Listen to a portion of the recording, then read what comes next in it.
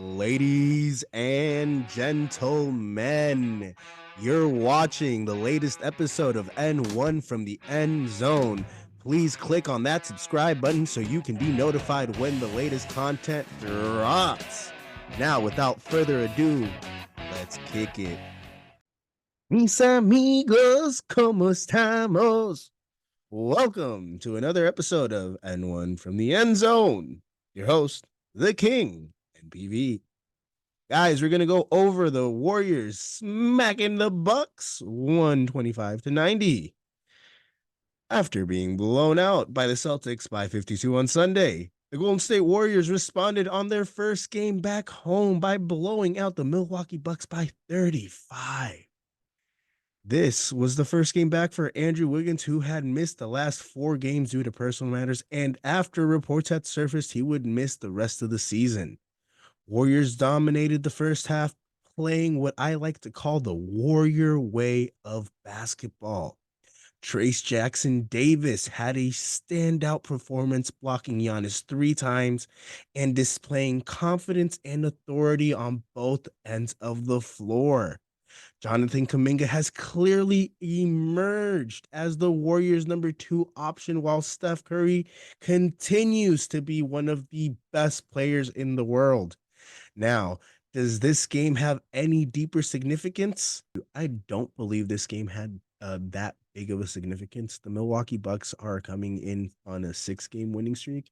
I believe they played 5 road games and 1 home game, and they were honestly due for a loss on the road. Warriors, they had just recently gotten blown out by the Celtics on Sunday by 52. So those guys were coming back home after winning 3 on the road. They lost the last game on the road to the Celtics. They lost badly. So these guys were kind of come in. They were going to defend home court and they were going to give everything that they had to the Milwaukee Bucks. I'm not surprised, but it's also great. It is great to see that the guys are playing with so much chemistry, are playing as a unit.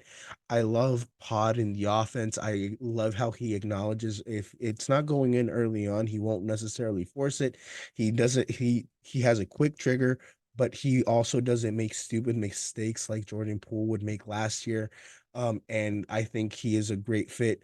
There's a reason why Pod is starting. They trust him to make the right decisions, and he's definitely earned it. I love how he plays in cohesiveness with Steph and with Chris and with Clay all on the court. Andrew Wiggins came back. I was honestly upset when I heard that he might be out the rest of the season. But when I found out he was coming back, I was ecstatic.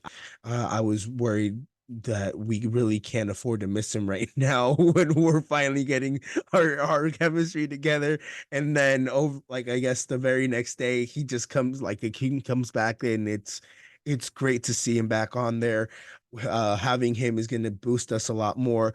Honestly, the emergence of Trace Jackson Davis, which I really hope this isn't just a one-time performance. I really hope he can capitalize on this moving forward. That gives us length where we desperately need right now. Saric, I think they're still trying to figure him out on the offense a little bit. But yo, I'm be honest, this game was definitely a positive for me, especially because it is the Milwaukee Bucks and they're only missing Chris Middleton right now. And Chris Middleton has greatly fallen off a cliff. I really hope they can Klay Thompson. I don't think they'll be able to re-sign him. Considering the NBA right now, he's probably going to get paid hefty someplace else. But it is great to see that the young guys, the rookies, are really taking a step forward. Moses Moody is lacking a little bit of confidence, but you can still see the flashes that I personally see. So I'm very excited. Kuminga has clearly emerged as the number 2. Kuminga is honestly balling out. I have a nickname that I can't necessarily say because I think it's a funny nickname, but he might not think it's funny. And you guys can probably assume which one it is. But hey, it's exciting. He's the clear number 2. Chris Paul distributing the ball like crazy, 9 assists. Steph Curry still is one of the best players in the world. And guys, this was against Damian Lillard and Giannis Antetokounmpo, and both of those guys, they didn't have bad games. They were due for a loss because they were coming in after a 6-game winning streak, 5 games on the road or 4 games on the road, 2 at home. And Warriors had recently been blown out. But other than that, guys, like Warriors defended home court, and it's if the Warriors can play the Warrior way, because that is literally the Warrior way of basketball. If the Warriors can continue playing the Warrior way like they played tonight against the Bucks moving forward, and this is sustainable, the Warriors can make a deep playoff run and hopefully make the finals. But realistically, that's the optimistic fan in me. Realistically, though, this team, with if they're going to keep these rookies, are a year or two away with Steph Curry and maybe another piece. Maybe they got to switch out Clay and Wiggins and bring somebody else in. And I hate to say Clay because I love Clay with my heart. I really hope he retires as a Warrior. I don't want him to leave. I hope I hope they can work something out. But they need to bring in another piece. The young guys, Trace, Kaminga, and Pod. I hope they take a step forward. And Steph, I hope he doesn't take a step back next year. I think he's still going to be elite, one of the best players in the world. And I think the Warriors' future is bright. I think I think Steph has a shot of winning his 5th ring next year. Next year or the year after that. I don't believe they have a real shot this year. This year, I'm gonna give it to the Nuggets again. The Nuggets might repeat, or the Celtics might actually win this year. If Jason Tatum can become clutch in the fourth quarter when he needs to close out the games. But yeah, guys, this game was great. This game was great for Warriors fans. This gives us confidence moving forward, and hopefully we can get out of that 10 spot and we can move into either the 6 spot or 7 and 8. We don't want to be 10.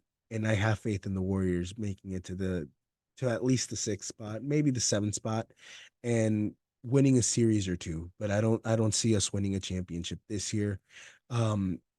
I remember when we won the championship, when we acquired Otto Porter, I knew that was a championship winning move. This year, I didn't see a lot of that, even though we got Sarge and Chris Paul. I think we're still a year away. It's going to be exciting, though. Let's go. Come on, Warriors. Let's go, Dub Nation. Let's go, baby. Let's go. Let's go. Guys, you are watching a Shady Mob production. Make sure to follow the Shady Mob podcast, where we break down all the latest content and talk about life. Please make sure to share, like, comment, and subscribe so you can be notified when the latest content drops. Time for Empowering with Positivity. The power of can versus can't. In life, words have a strong effect on people. They can be used to motivate and discourage people. The words can and can't, or cannot, can affect your mindset in ways you may not notice. The moment you say, I can't or cannot, you subconsciously accept defeat. You stop looking for a way to make things happen or give up entirely on what you're trying to accomplish. If you really care about something, and you know it's difficult, still say you can do it, even if at that moment you really can't. One of the first steps to accomplishing your dreams and goals in life is always believing and saying you can do it. I believe in you guys. I love you guys. Thank you for watching N1 from the End Zone. Guys, please subscribe, like, comment, and share this video with your friends, family, and partners. Make some money with my picks, listen to my sports take, or just watch for some positivity and life advice. I love you guys. I really do appreciate you guys, and stay tuned for more N1 from the End Zone content. The King says, I'm out.